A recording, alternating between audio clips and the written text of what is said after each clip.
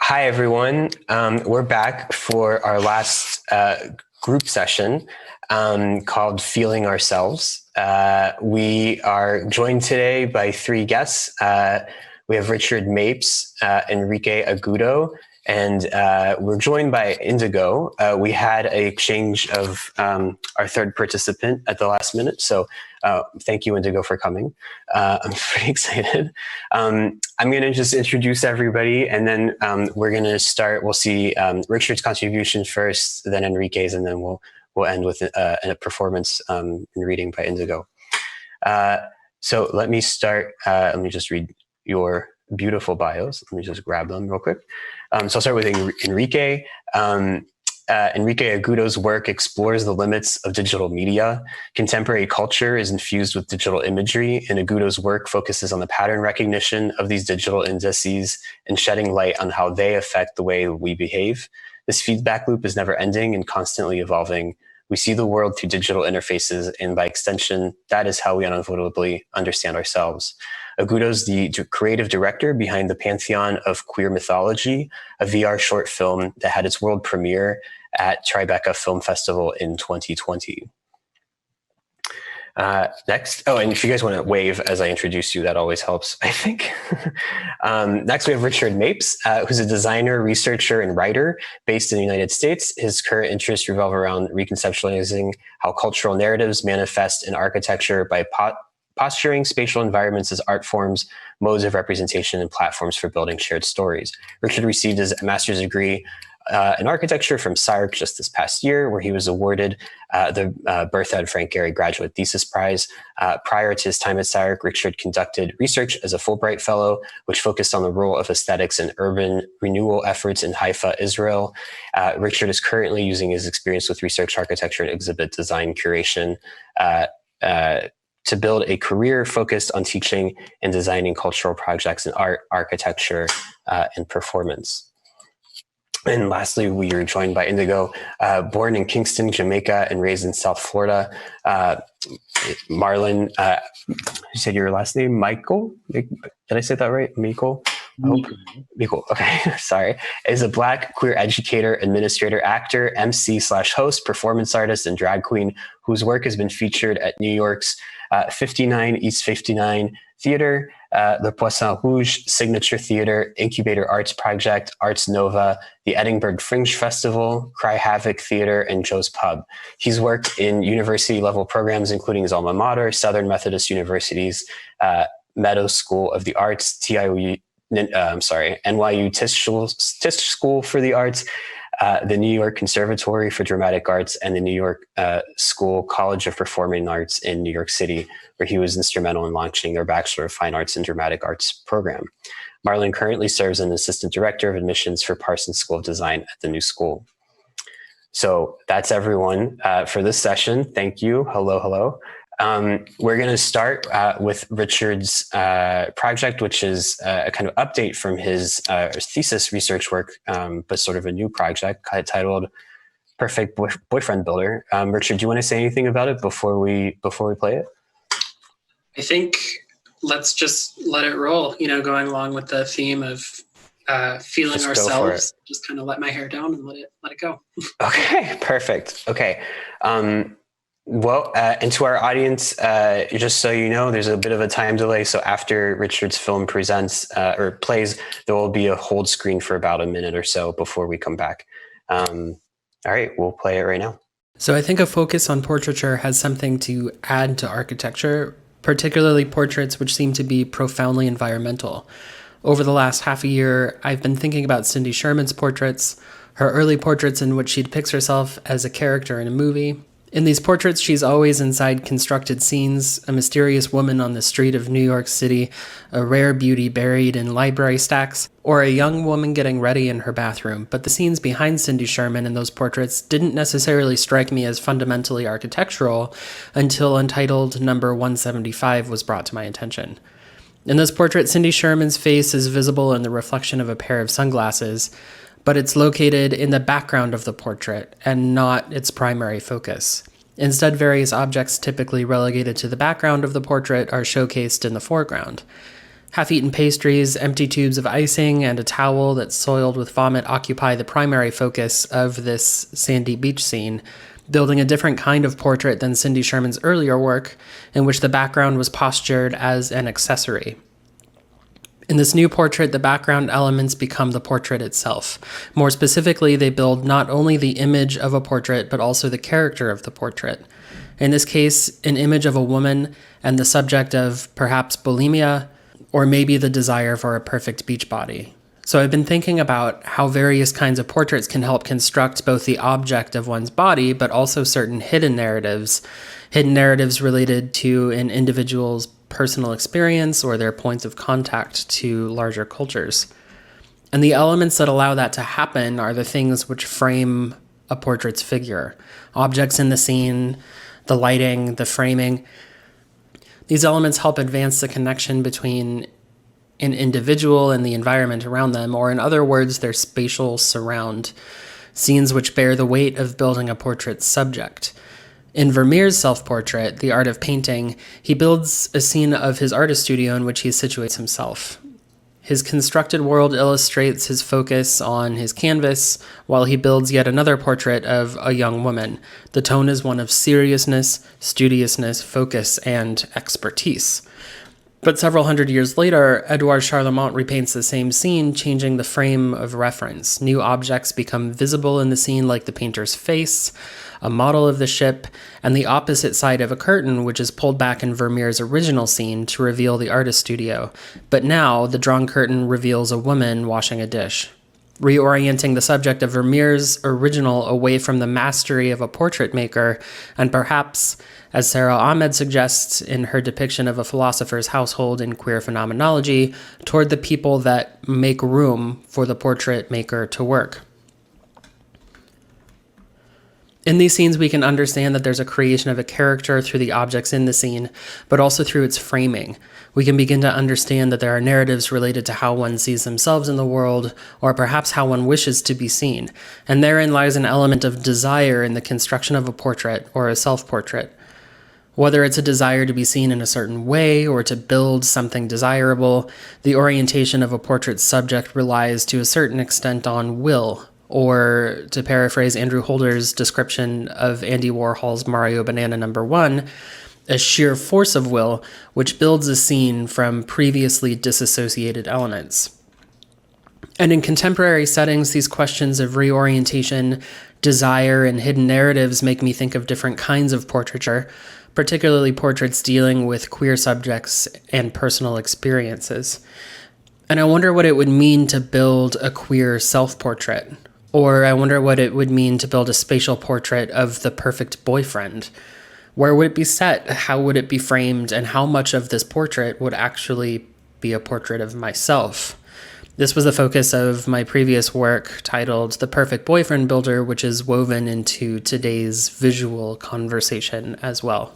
But on that track, Peter Berlin's portraits were recently brought to my attention. His double exposure self-portrait photographs, drawings by Tom of Finland, and also his films, which are salacious in nature, but are no less important as portraits of Berlin.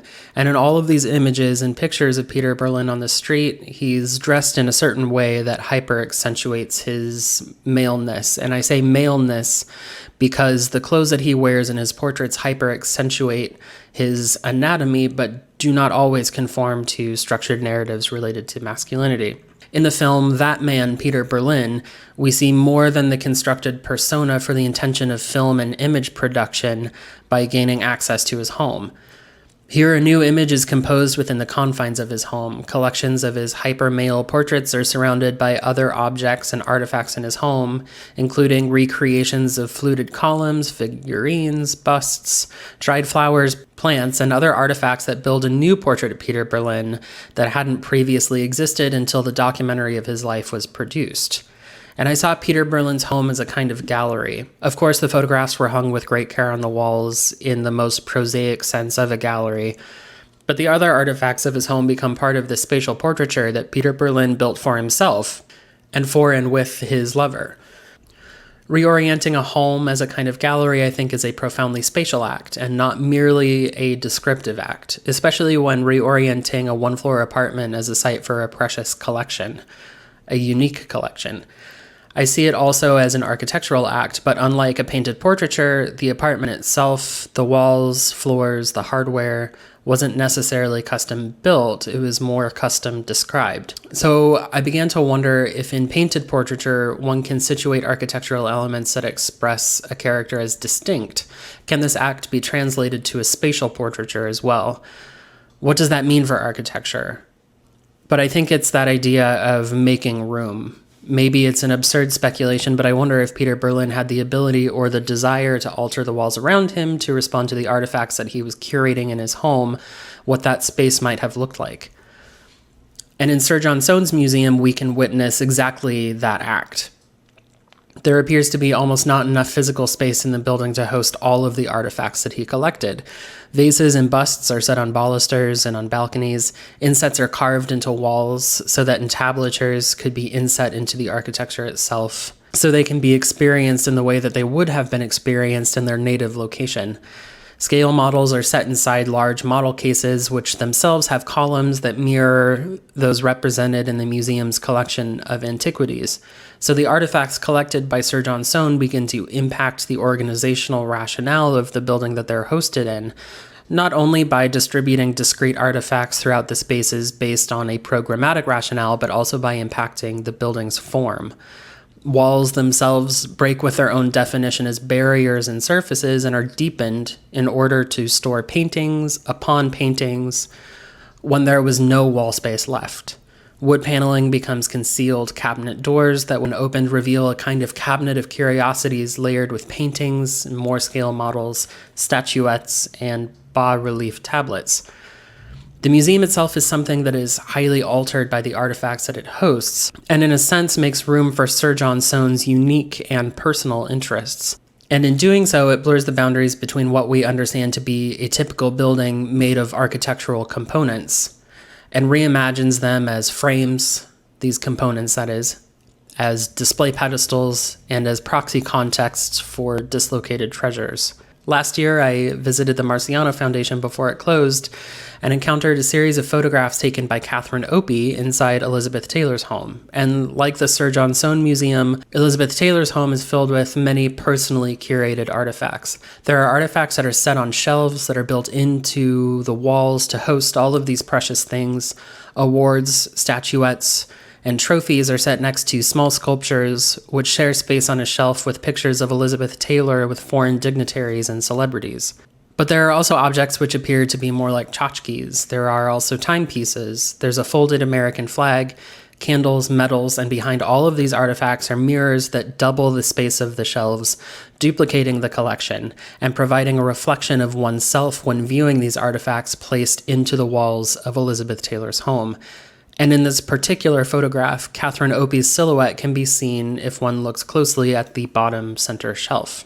In other areas of the home, Catherine Opie documents Elizabeth Taylor's jewelry, her wardrobe, her kitchen and dining nook, all of these spaces containing artifacts and photographs from Elizabeth Taylor's life.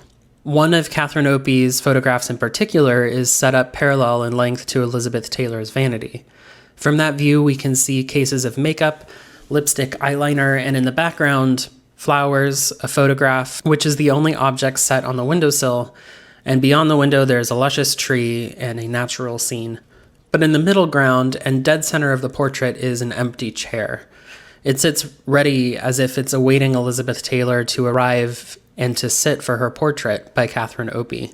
Even though Elizabeth Taylor is not present in this portrait, the collection of images taken by Catherine Opie throughout Elizabeth's home, and this final photograph in particular, almost appear as a series of stage sets, waiting for a character to arrive. It's not a mere collection of spaces in just another home. The shelves, the artifacts, the windows, the empty chair, together they make room for Elizabeth Taylor. And for Elizabeth Taylor specifically. And perhaps if I stare long enough at this final photograph, I will see Elizabeth Taylor walk into the frame, take a seat, and gaze back at me with her iconic violet eyes. This series of photographs sets the stage for a cultural icon by making room not for her body, but for her character. The act of making room becomes a simultaneously spatial and aesthetic act. But more importantly, the simultaneity is not one of parallel but mutually exclusive paths. The curation of artifacts builds character, but also influences the organization of space itself. In perhaps a more accessible example, the cultural triumph of appliances affected the home in this way. Refrigerators and dishwashers found themselves integrated into the organizational rationale of cabinets alongside the older oven and stovetop.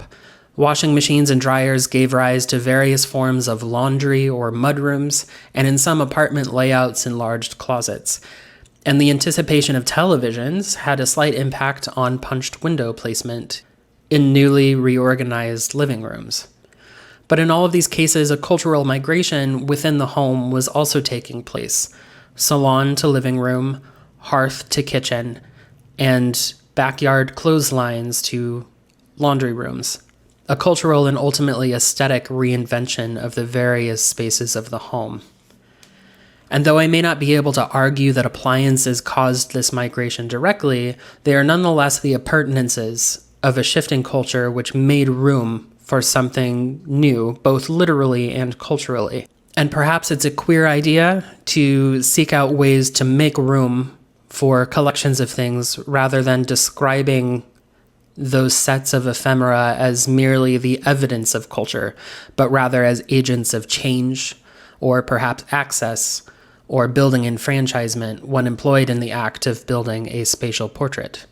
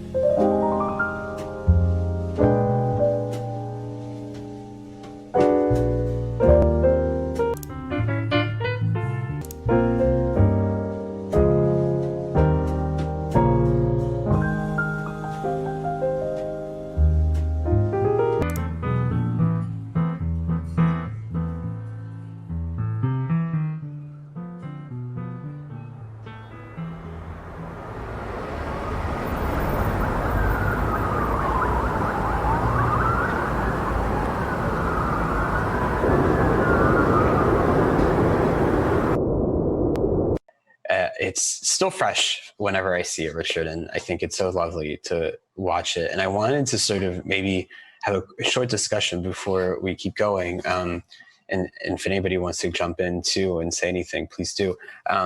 Maybe this idea of like a spatial portrait, like this idea in your project, which is perhaps without a person other than yourself. The idea of the portraits, it's not just the person, it's like what they're wearing, it's how they're posed, it's all the stuff around them, the space that they're in. And at least as an architect, that's a pretty interesting way to at least pick up on like some of the themes of queerness, which has perhaps something to do with how one presents themselves in the world, amongst other things. And I like that might be a way to sort of enter it as an architect. I don't know, can you say, maybe like build on that, like how spatial portraits, like what that might mean? Obviously it's clear how it sort of translates in your work, but how it means maybe beyond that. Yeah, I think it's interesting. The last session ended with a comment on aesthetics, or the aestheticization of queerness, and how that shouldn't happen, or is perhaps kind of an irresponsible kind of thing.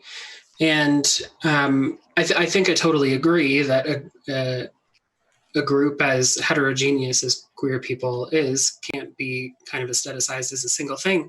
And yet we involve ourselves in aesthetic practices daily, as an act of self-construction. And it's, the aesthetic categories that we invent for ourselves, that we choose to appropriate perhaps from the mainstream, allow us to plug into certain shared stories with other people. So I think seeing architecture as a kind of portraiture questions, okay, well, what are the priorities that organize the world around us? Again, as I kind of mentioned in the first part of my presentation, there's some kind of a link between the organizational rationale of the world and its appearance. And I think that we can kind of look at the aesthetics of architecture and the organization of the world. Speaking, I apologize, in very vague terms, but we can begin to kind of understand that as a sort of portraiture and figure out exactly what the subject of the portrait is. And I think maybe I'll kind of end there and say that perhaps it's kind of a queer idea to be interested in subject-object relationships in architecture, or to have a renewed interest in it. It's also, a lot of like what was in that film, which, there's so much that's amazing about it, but there's also like so much stuff. Like it's all the stuff that we leave behind, like both the stuff we're conscious of having around, like, when we don't have virtual backgrounds, maybe we pay attention to exactly what's there. But what I like about the film is that it's not just that, it's like the references that people are interested in, who they're looking at when they're thinking about the stuff they have, the stuff they're not conscious about that's just kind of strewn about. And that there's a sense of like, portraiture perhaps having something to do with that, but also like that idea that we can, there's the things you control in life, and then there's just things that are just kind of out of control. They're just a little bit wild to some extent, I suppose. I don't know, I thought that was pretty beautiful. I don't know. I think one other thing maybe before we see Enrique's piece that I just thought might be a topic too to start on might be about like mediums and media.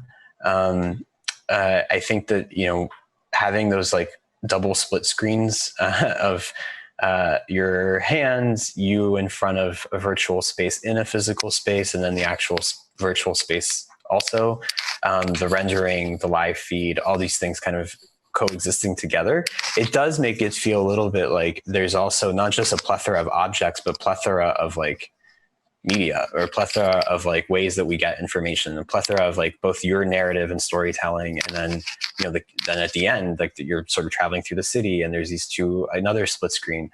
I'm curious, can you like talk about also like that sense of what the split screen does in your work or in your project, do you think? Yeah, I think it kind of revolves around focus. Earlier today, much to my joy, a lot of people or participants in this forum were talking about references, specifically extra-canonical or non-canonical references to architecture. And so So the idea of having the split screen and too much to focus on at any given time calls into question, okay, well, what certain things do we kind of, as designers, as artists, as architects, what specific things do we focus on as the references for what we're making? But then also in the film, there were moments where all of those disparate things were dissonant with each other and didn't really seem to have anything to do with each other. But then there are moments where they align and they resonate. And so I think there's also something to say about resonance and dissonance as part of a conversation on focus, because it doesn't necessarily diminish any individual thing or categorize it or try to define it and put all of the things in that universe into a specific place at once. But it does recognize the value of certain things when they come to the table. So there's inherent value in any given thing at any given time. All of that. Well, maybe we can pick up on this conversation a little bit as we keep going. I think like they get longer and longer after each person so that there's more reflecting to do. But I think that was so beautiful, Richard. I think I'll hand it off to Enrique, who will take it away from here. Yeah?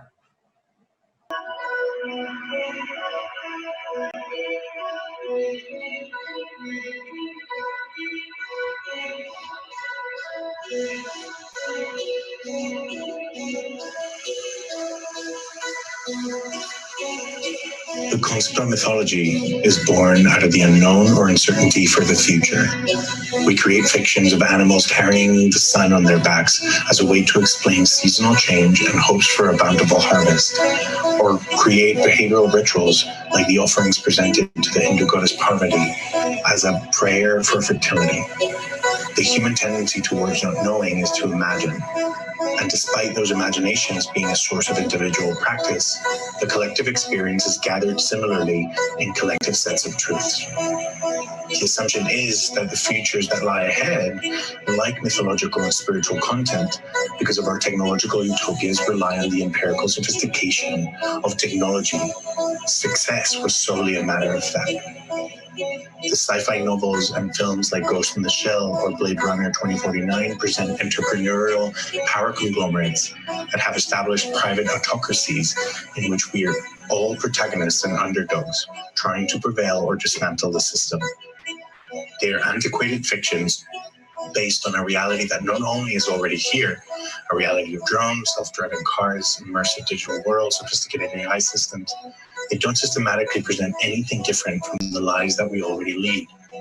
Orwell writes in 1984, in the context of post-war Britain, where he is not predicting the future specifically, but drawing out the observation of autocratic trends in the British governing infrastructure, surveillance, populism, and propaganda at the time. Prediction is just a coincidence. It is my belief, however, that the empirical sophistication of present and future technological systems will have to be delivered through novel forms of mythology, spirituality, and folklore. Cultural rituals are inexorably part of human nature, and the development of cultural practices around technology should be explored as a means of investment in our own futures.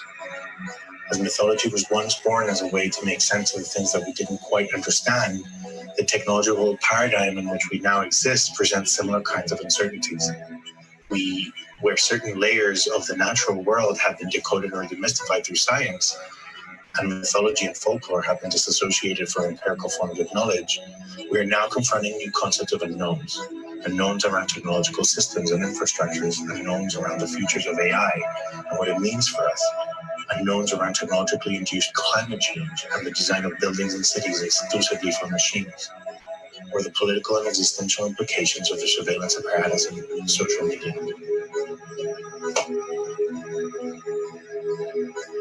The mythologies that I present are the claim that there is a space for this kind of storytelling. There is a place for designed forms of folklore around technology. That technology is a product of culture, and that in turn, technology is inevitably one of the producers of culture.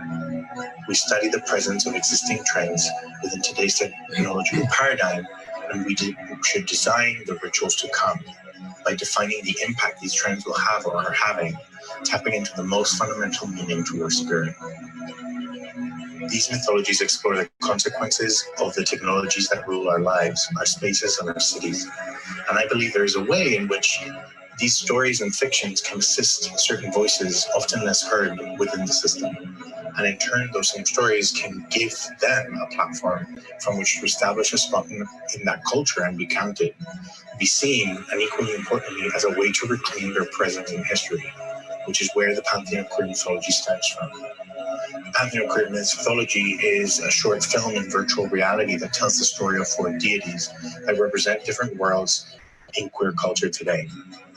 From a minotaur of hookup in a masculine obsessed digital realm to an entity defined by memories whose gender is as gradual as dusk, a goddess of transness shined by her queer counterparts in the face of common oppressors, and a trio of queer women advocating for collective and matriarchal systems of governance in the last effort to save the planet from ecological apocalypse. These mythologies are fictions that are defined by realities of today, but that signify new references so that our futures don't escape us, so that we don't assume that our hyper-efficient technological futures will not require processions of virtual floats on Twitch, now in AR, celebrating the passing from Black Friday to Cyber Monday, or the Olympics of Fortnite flooding the front page of the New York Times. The unknowns of this time are distinctly defined by technology, and so we must turn to technology as a way to continue to define what it means to be human. Our futures are not sterile environments abstracted from cultural practice, individual identity, or collective truth. They will morph and mutate to represent what we put value in today. It is in our power to conjure these collective truths so we can ensure that they are inclusive and intersectional. That concepts that might be considered far-fetched by the mainstream, such as gender plurality or the fight against transphobic queerness, become historic evidence and subsequently cultural heritage. The mythologies that answer to today's unknowns are subjects of our doing. They are tales that haven't been written yet. They are rituals that respond to gods and goddesses that haven't been imagined yet. And they will script how we will live, what we will live for, and what it will mean to be human tomorrow.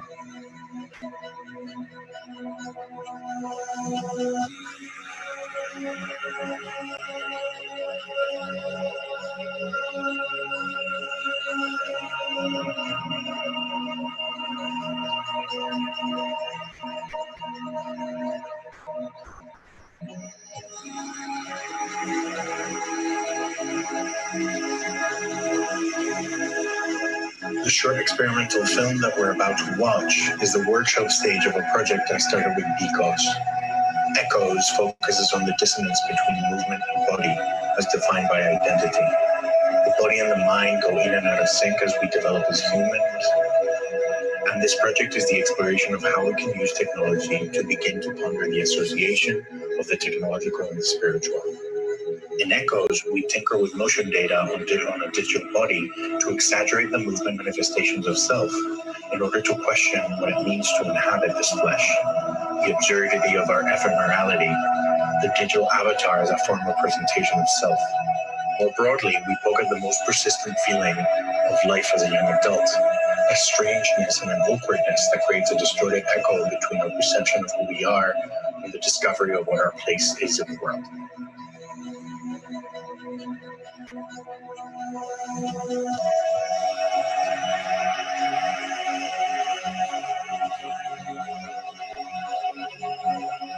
My name is B.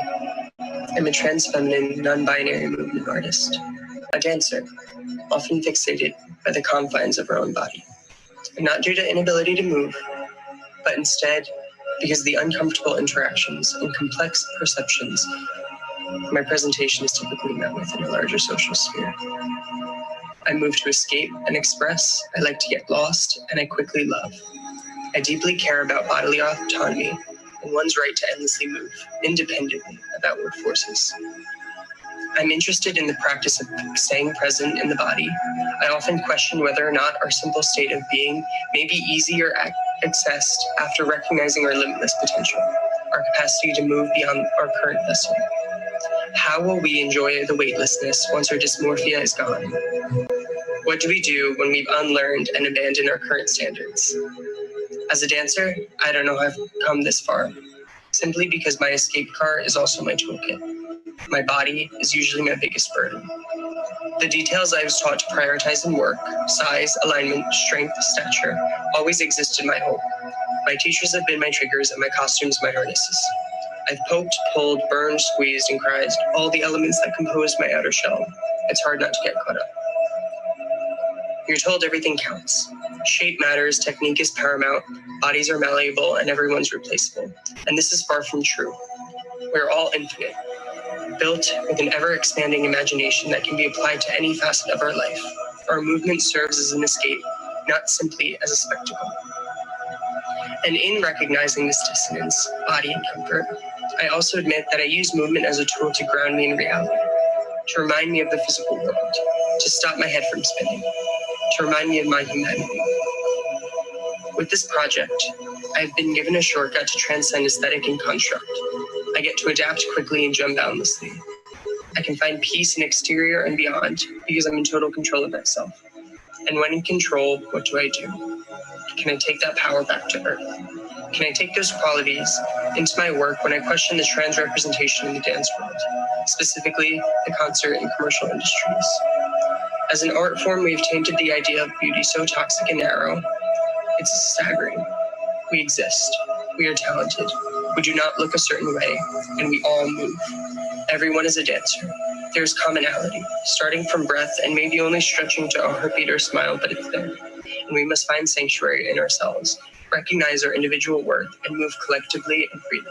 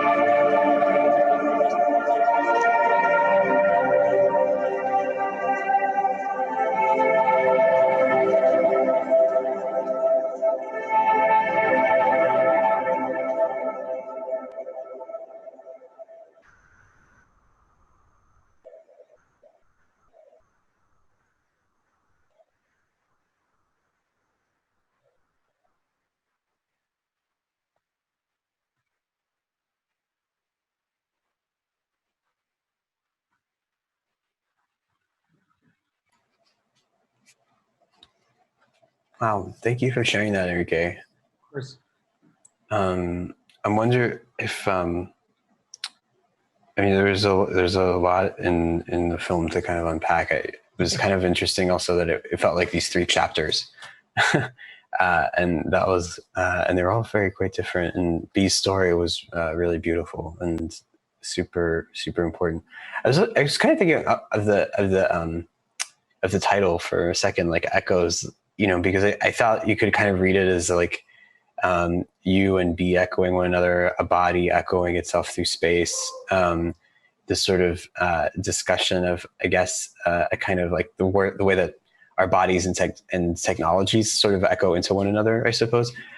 Can you like maybe build on that a little bit? Like what, like the title and how it sort of thematically kind of plays into the work a little bit?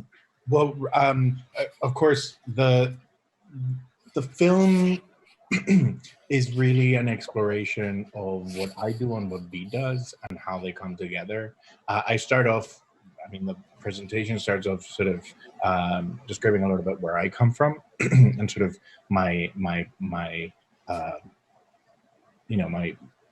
where I reside within the context of design, technology, and architecture, and then B comes in. B has a crucial role in the project because not only is she an excellent movement artist and dancer, but also her own personal experience really informs how this project, the narrative of this project, how it comes about. And so the conversation that we initially started having was about how sometimes the abstraction process of digital avatars oftentimes leaves, sort of Apple avatars and PlayStation. There's all kinds of avatars out there that sort of allow you to customize options to look a certain way, but they don't really provide any depth of character. And so because B works within the realm of movement, we've constantly been exchanging about how we can use that dissonance between the digital avatar and the physical embodiment of us, how those can be tinkered with in order to exaggerate the complexity of what we are as humans. Particularly being queer, I think there's an added element of that, which is, to my knowledge and certainly in my experience, most of our 20s and certainly teenage years we develop thinking that we're incredibly inadequate and sort of completely out of place. And that is the most consistent feeling of that period of time. It's only in hindsight that you realize that everybody else is sort of going through the same thing, and that it's almost like a personal action that needs to happen in order to create the movement of your body and your identity to sort of assemble and work as one. And so in a way, the opportunity that technology has, which is the whole technical process of creating a physical body that sort of resembles B, but at the same time, it's not quite. And at the same time, we can tinker with it so that it looks a certain way. And then we add the movement, which is what B does in the flesh, and then assign it and sort of tweak the way the movement works. Sometimes it doesn't work at all, and it's distorted and complex and ugly and sort of corrupt. And then sometimes it does. And so our exploration was really about how we tell the story of a character that sort of finds themselves in this digital realm from at the beginning, there's more distortion, there's more corruption, there's more, ugly movement, so to speak, and then eventually sort of streamlined towards the end, in the effort to sort of, it's still a very experimental process. So obviously there's a lot to figure out still, how you can provide a complexity to digital avatars that are supposed to look a certain way, but maybe they don't tell the depth of who we are, and that's important as queer people to begin providing dimension. That's kind of cool, because I think that there's there's two things you sort of hit on. One is, I guess, storytelling, and clearly mythology. And it's funny, I feel like mythology, coming from a different country means probably something quite different than it does to like a boring American like myself. I don't know, I think like mythologies in America tend to get wrapped up with like nationalism or something, like, you know, like the foundation of the country is in like very kind of straight, and like the queer mythologies in the US are much more like underground, obviously. But it made me think a little bit about this idea of like who, like storytelling is so important in your work. And it makes me think a bit about Richard and how he's thinking of portraits as telling stories. I'm glad you bring up the avatar, because it's one thing that I've been thinking a lot about is like, is personas and persona making. Architects make personas all the time, like either through themselves or through like the firm or whatever it is. And I think today we're all so familiar with it with like social media. Like we all have, whether it's an avatar or at least a handle. Everybody's constantly in the world of like this kind of myth making about themselves, using whether it's a persona or an avatar or something like this. I don't know. It's sort of, to me, it hits on some of the things that I think Richard's also talking about with portraiture. But I'm curious, like, I don't know, Richard, do you think so? Like that the sense that Enrique is saying about how like stories and the figures that tell them, or if the story is about the figure that tells them, like if it's about the avatar in Enrique's case, like, do you guys see like sort of how what I'm saying? Like, I think that's so beautiful. Yeah, I mean, what struck me so much was the phrase in the first chapter, if I will, where you said that myths are how we make sense of ourselves. And then talking about the personal experiences of B. I mean, I am very, very interested in this idea that there may be like personal myths as well. That there are queer myths, but then there are kind of like personal stories that we attach to it. And I think also, as you kind of mentioned earlier, we don't always realize that we have these shared points of contact with other people who have similar stories to us. So the question is, you know, how perhaps the way that I think about my work is how can that kind of expose some of those opportunities aesthetically, formally, or verbally, to kind of connect with these kind of personal myths that we tend to build, I guess. I think what you're saying is really interesting, because I always have found in my own experience that the myths that we have of ourselves are often the things that not only stand in our way, but sort of they're almost like a cautionary tale of what we are deemed to become. And that can be really personal, but I think that's also applicable on the broader conversation of where we're headed as a species. And so, you know, my conversation about mythology and technology has a lot to do with we can create a cautionary tale in which, you know, most 20th century sci-fi does, where we have these technological utopias that are sort of efficient and uber pragmatic, but that don't really leave space for cultural celebration in the way that we know we do. And so I'm very inclined to script what those mythologies are, specifically about queer people, because oftentimes, even though mythology has been one of the spaces in culture that we've been acknowledged as queer, and we haven't been villainized for being queer, but just used as a sort of, through allegory, we've been able to tell broader stories about human nature. I think that there's something really interesting in, if we were to script the mythologies of tomorrow, what would we want to put in them, and what are the contents of that, and how do we make queer people visible, and how do we make it intersectional so that people of color are part of that conversation, so that the gods and goddesses that we worship in 50, 100 years, 1,000 years contain the sort of cultural content and the cultural artifacts that we want to set out for ourselves. If I can just kind of jump in there as well, Oh, you might need to mute. Yeah.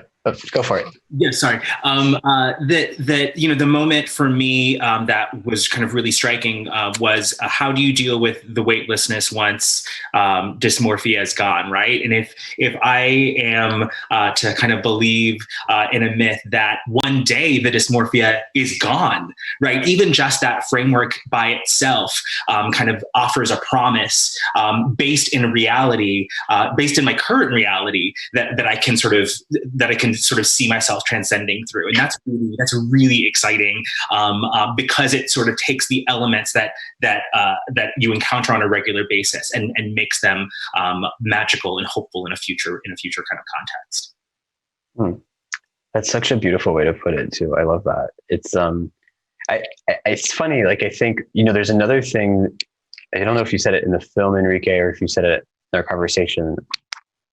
They're sort of blending into one beautiful thing, but you also said that there's a kind of mythology of technology, which is super interesting to me. So it's like there's both like this sort of these stories about our bodies and the way that our bodies present themselves, but then there's also this thing about how one talks about technology and how one even may create myths of technology. I think one of many myths, that I can always think of is like technological progress is always a good thing, or, like the sort of myth making around that is always sort of a funny sort of subject. But I think what you're kind of describing is the sense that with all tech, there's this, I think you said the turn towards technology is a way to define, might be a way to define like what it means to be human, or sort of a new possibility to be human. I think that's kind of interesting because it's not something that we tend to think of. It's not so much that technology itself will be good and better, but somehow that ignoring it is not doing justice to sort of its role in our own identities, our own personas, in our own sort of way that we kind of relate to other people, I suppose. Well, it's the classic story of a hero story of we had to forget who we are in order to remember what we were to begin with. The fact is that the issues that we don't really know answers to often relate to technology, whether that's AI or whether that's self-driving cars or whether that's ecological climate that is driven by technology in the 20th century. All those question marks are related to technology. And so instead of thinking that technology will resolve technology, we should project our human culture, which is a machine on its own, as a way to not resolve it, but at least address it. And for us to take control as to what that direction is. Oh, Enrique, you muted yourself as you were speaking. Just at the end there, you muted yourself. I was done. Okay. I can add, I really love that idea of, taking control. And, I talked about like various older kinds of technologies in the first part of my presentation, like washing machines, and how they made room not only for themselves in cabinets, but also for a certain kind of domestic culture in many people's houses, obviously not all people's houses. But the question then is, what are these new technologies that we're experiencing now? If we have the opportunity to kind of take control, as you said, to humanize them, to build a culture around them instead of just a technological terminology. I think that's kind of the space in which we can begin to make room, again, not just physical room, but also a room for these emerging cultures that you're pioneering cultures of mythology. And I really appreciate that you're making room in that sense. Well, I think this is a good time to maybe ask Indigo to take over. I don't know a better way to sort of say it, but are you ready? Or would you like to do that? Sure, absolutely. It'd be my pleasure. So in 2013, I was lucky enough to be able to do a full kind of solo performance piece. It was called Immortal Men.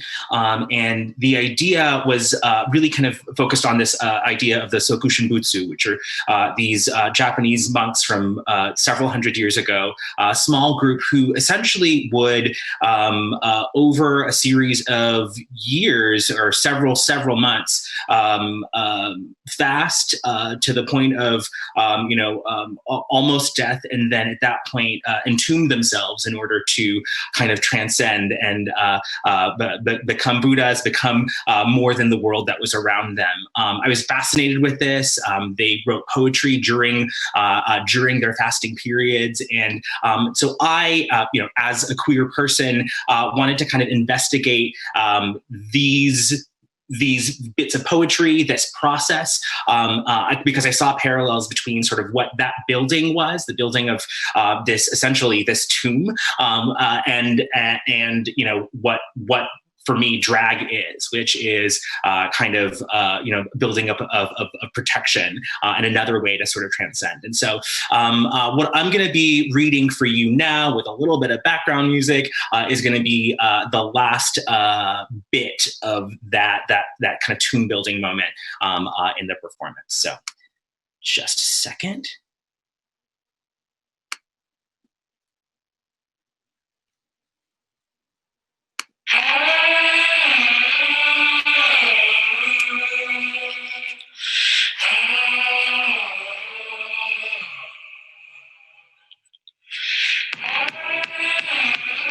I no longer do.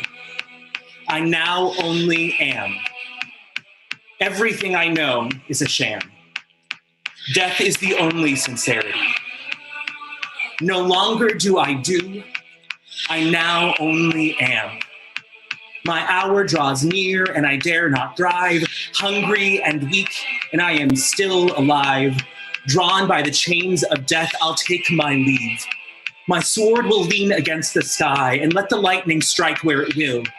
Like the Sokushinbutsu, I will prepare my grave. I am filth. No single thing in this body is good. I am nothing but a heap of stinking bones. I want everything I've never tasted. I hunger for boldness, thirst for confidence, pang for conviction. And the moon curves through its million-mile course and mocks me.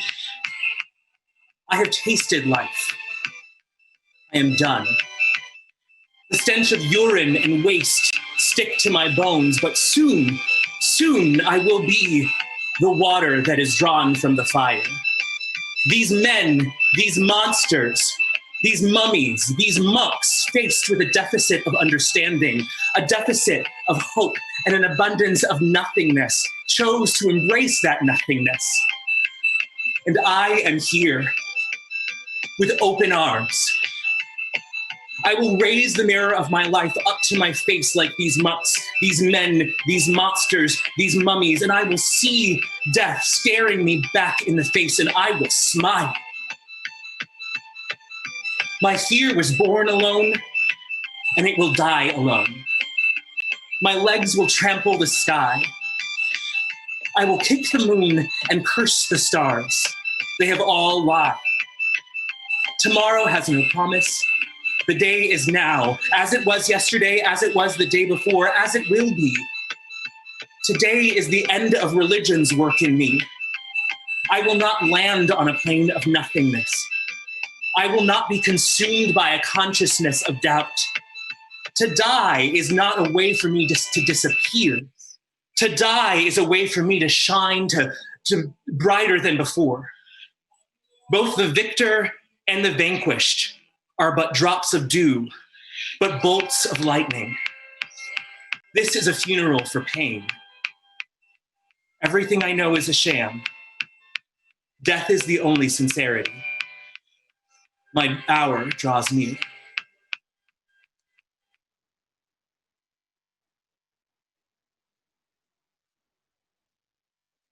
And that's it. That's it. That was so beautiful. Wow. And that was, can you tell us about the larger performance that it comes from? Absolutely, absolutely. So the whole entire process is, kind of from beginning till end, the building of this tomb, right? It's the weight of the world, in one way or another on Indigo's shoulders. It's the realization that something needs to change. It's the beginning of the fasting process, which takes an incredibly long amount of time and is incredibly painful, but the entire time it's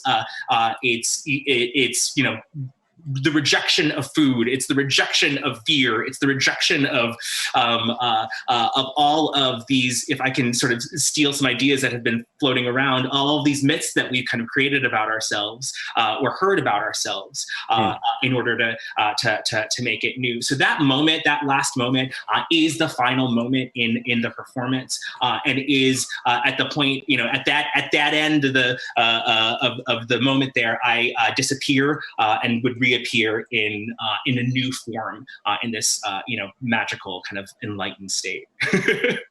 Wow, that sounds incredible. I'll have to find a way to sort of watch it. It looks like Enrique might have had a technical issue, I think, but I'm sure he's going to try to get back in.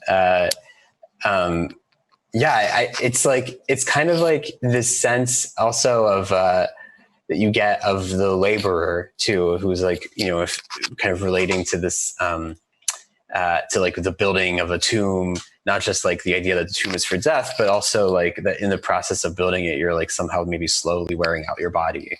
And I think that's super important to think of even how that's a kind of myth or a sort of way to sort of mythologize death, but also the labor of building all this stuff that surrounds death, and all the things that people make, the tombs and the statues and all these things, the kind of visual collection of all that stuff. Anyway, I thought the performance and reading was so lovely.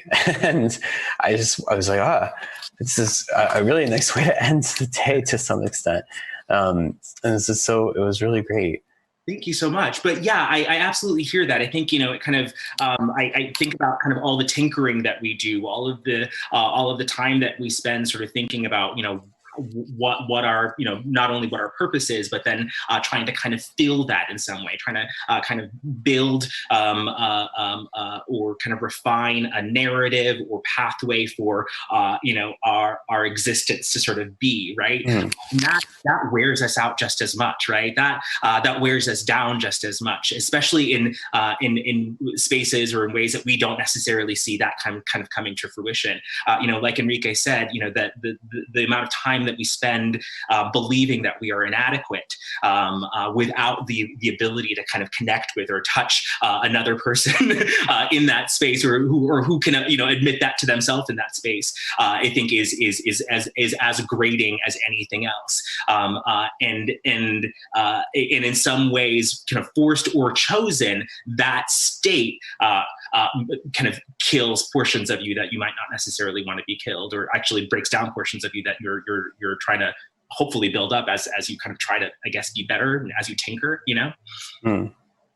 I'm curious, just maybe my last question, and I'm sure everybody else has some, but maybe as the only one of us, well, I shouldn't speak for everybody, but I think the only one of us that is thinking of themselves as a performer, we all think of ourselves in some ways as performers, but really as a performer. I'm also curious of this idea of maybe some of the questions from before, also of portraiture and persona, and how you view drag as, you said, I think earlier you sort of talked about it as a shield, but I'm curious if there's a way that you, how you sort of think of it as perhaps a shield, perhaps even when you're not in drag, how you think of a presentation, and how those things maybe relate to, I don't know, maybe some of the topics that Richard was kind of exploring about spatial portraiture, I'm not sure, or Enrique about the kind of mythology of the avatar. I don't know, I'm kind of curious what your thoughts are too on all that. Yeah, absolutely. I was like, I built my avatar right now, let me do, Here it is. But that is something that I think, in terms of drag as a shield or drag as sort of built up armor to kind of go into the world with. Like it's the thing that kind of makes me feel invincible, right? And I see it in so many other ways. So I work at Parsons School of Design, and I'm the liaison for the architecture program for the Office of Admission. And so I meet with students on a regular basis who are applying to college level programs in architecture. I see so much portraiture in their work, right? And they're trying to kind of figure out ways to construct themselves or view themselves that's sort of outside of themselves and outside of the framework of their high school environment, which is really, high school nowadays is wild, you guys. I have no idea. I don't know anymore. It's really intense. And so I think that this idea that you can have some control over the way that you're not only viewed, but the way that the way that you exist, that the rules of the way that you exist are up for debate and question by itself, I think is something that's really, really helpful, especially to the queer kids that I meet, because they're able to, through pen and paper or whatever other medium kind of comes their way, formulate a new version of themselves that kind of is impenetrable, right? It's like that's not flesh and bone. This isn't flesh and bone. It's plastic and glitter.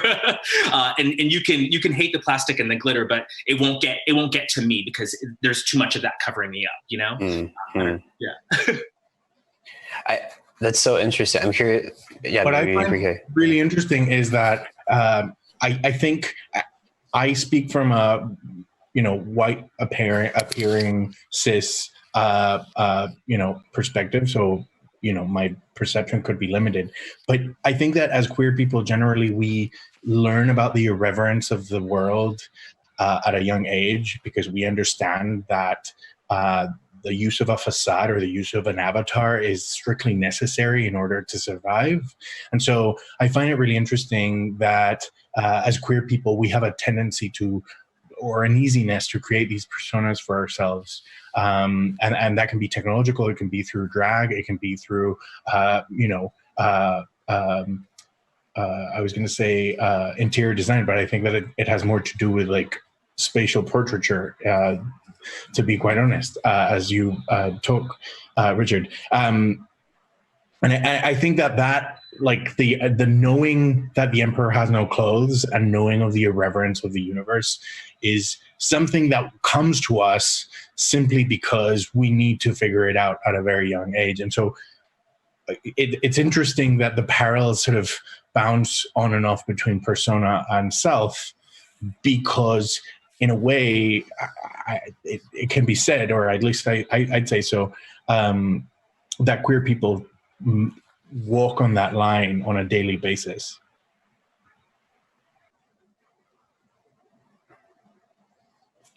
Yeah, I think I think it's interesting too, the idea of reference also in all three of your work, where like your works, whatever you want to call them, like the let's say Richard, like kind of very explicitly sort of putting references on the table and talking about them, and then them sort of showing up in all of these other ways. Enrique, I think like it seems, in the idea of reference in yours is more about perhaps myths, perhaps referencing actual people, actual bodies, referencing, let's say, the avatars. But I'm sure in other ways there's also like inspiration, work that sort of precedes the work that you look at, or that you're somehow like interested in other films, etc.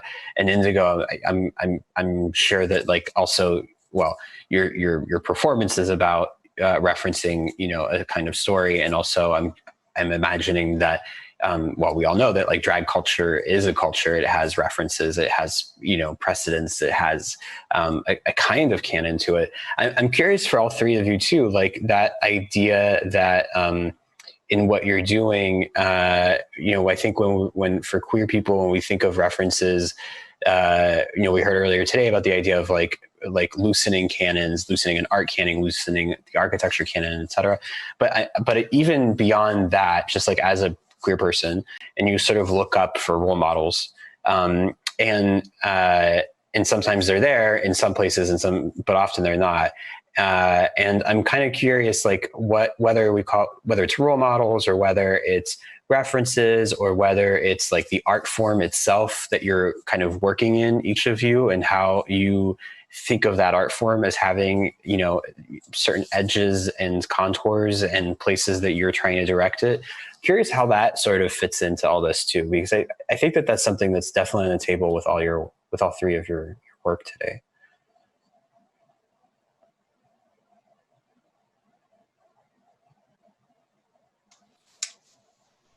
Oh, go ahead. So if I think about mythology, if I think about sort of why I do drag, it's because I think that femininity is a superpower, right? Like in a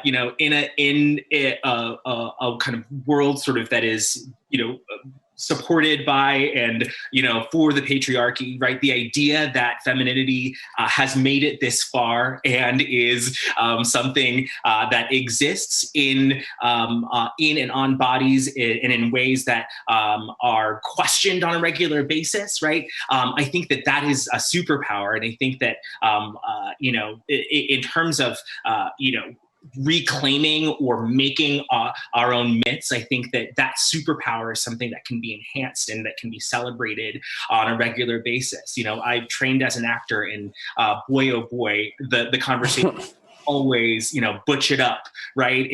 There was always this sort of inherent negativity to softness, to prettiness, to femininity, and how can that be turned up and the dial kind of ripped off?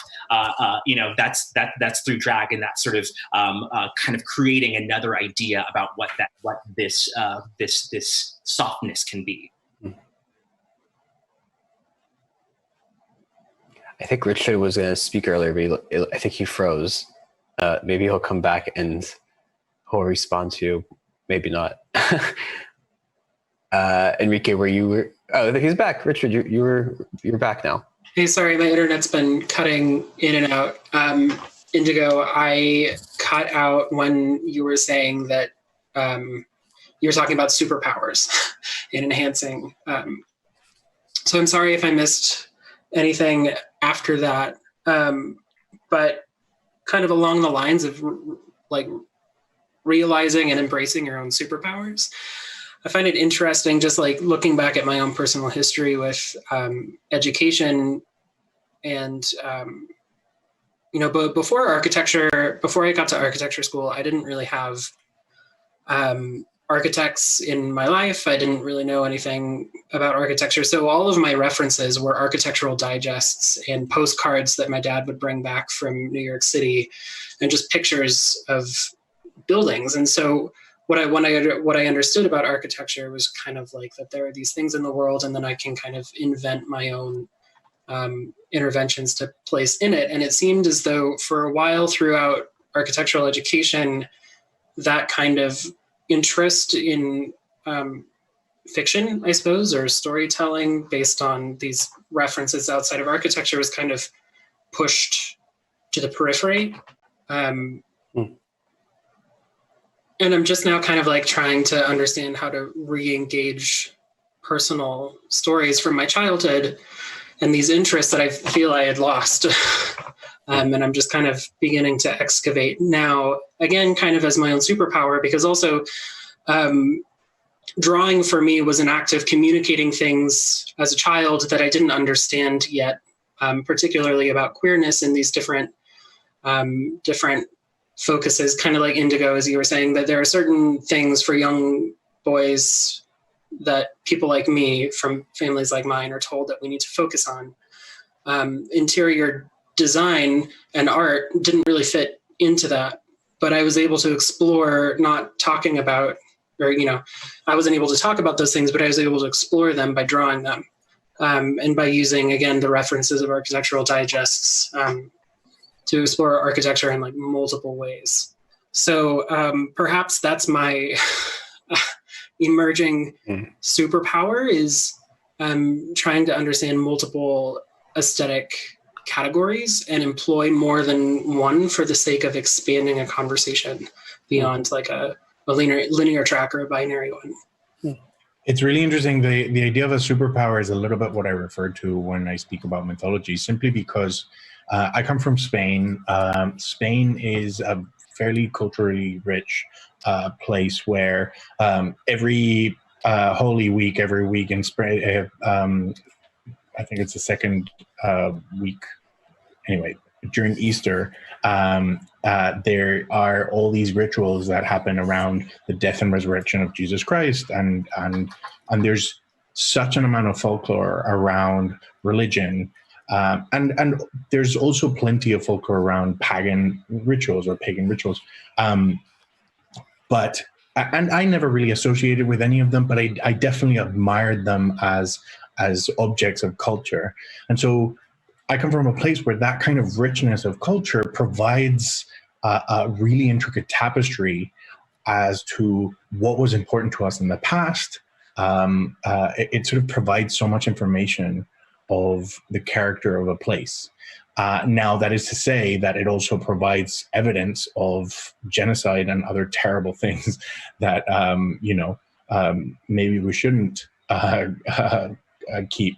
But I do think that there's something really interesting in the creation of these cultural artifacts and the scripting of these cultural rituals as a way to use the superpower of identity in order to form what the cultural paradigm is in the future.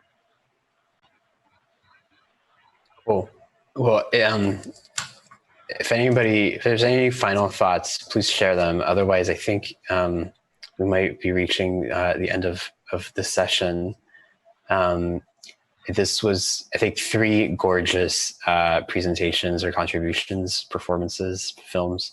And I think that the other thing I was thinking is, as I was watching them all, was, today has been like a kind of plethora of different ways to bring information into the context of a symposium, like lectures, research, and then also I think performances and works of art themselves. And I think that to me is a really important part of how we frame today's thing, this kind of thing that's somewhat academic and somewhat artistic and somewhat exploratory as a day, let's say. So I've really appreciated that, because I think it's like a really nice way for a sort of nice feeling for our final group today. I'll just say to the audience, we have our concluding outro event at 6:30, which is led by Leah Wolfman. She will lead a virtual bathing ritual, and it'll be our kind of end to the day. And so before we say goodbye to the 4 of us here, I just want to let the audience know to don't go too far. We're going to have one more thing, and it'll be a half hour-ish or so of Leah kind of leading this ritual, and I'm very excited about it. Thank you, Indigo, for coming on the last minute. Thank you, Richard and Enrique. That was so wonderful. I really, really appreciate it. Thank you all so much for coming. Thanks. Cool. It's a pleasure being here. This is awesome. Yeah, thank you so much.